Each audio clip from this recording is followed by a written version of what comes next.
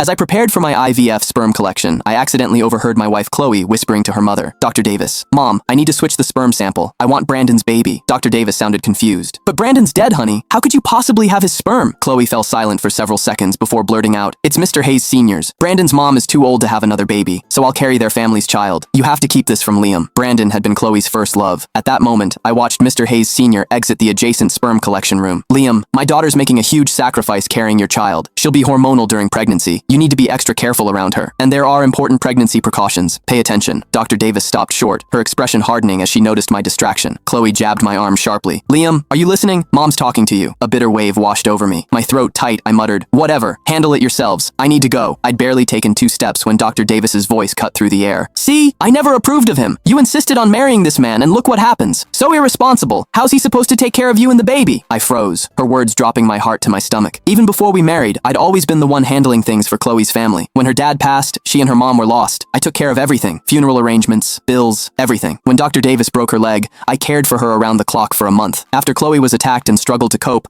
I spent 2 years helping her recover, every single day. But none of that seemed to matter to them. "Liam, apologize right now. Look how upset you've made Mom." I couldn't help but laugh bitterly. "And if I don't?" Chloe's tone turned icy. "Then I won't have this baby." That comment made my blood boil. I spun toward her. "Are you threatening me with another man's child?" She froze, finally realizing I'd heard every word. "Since you heard, I won't lie. You're my husband, so you deserve to know. But I hope you can try to understand." I lost it then, shouting, "Understand you carrying another man's baby?" Dr. Davis stepped between us, snapping, "Who do you think you're yelling at? My daughter can have a child with whomever she chooses. It's her body. You have no say." Chloe stared me down. "If you can't accept this, we'll get divorced." Her words hit like a punch to the gut. I was furious, but some stupid part of me still wanted to fix this marriage. "If you're dead set on having his baby, then our marriage is over." With that, I walked out of the hospital and never looked back. 3 years ago, after Chloe was assaulted and traumatized, I promised I'd never pressure her about having kids. 3 years later, she was somehow planning to use her dead first love's father's sperm to have his child. As I exited the hospital, a familiar face waved at me from a car's back seat. I climbed in, and we drove to a nearby cafe. The old man's face was lined with deep wrinkles, his hand trembling slightly as he gripped his coffee cup. He looked like a tree withering in autumn. "If you'll let Chloe have this baby, I'll compensate you generously. And I understand you're bidding on that Southside development project? You won't even need to bid. I can hand you the contract directly." The speaker was Mr. Hayes Sr., CEO of Hayes Enterprises. His entitled tone made me bristle. "Why Chloe?" Mr. Hayes Sr. didn't hesitate. "Because she was the only one who truly loved my son. That's reason enough." A bitter laugh escaped me. "You're getting ahead of yourself. If I told her what really happened to Brandon, do you think she'd still play along?" The words barely left my mouth before the old man erupted into violent coughing. I stood to leave when a familiar figure hurried over. She patted the old man's back gently while shooting me a glare. "Liam, what did you say to Mr. Hayes?" It was Chloe. Somehow she always managed to show up right on cue, but the flicker of triumph in the old man's eyes told me everything. I shrugged, forcing a tight smile. "Nothing much. Just mentioned a little secret." Chloe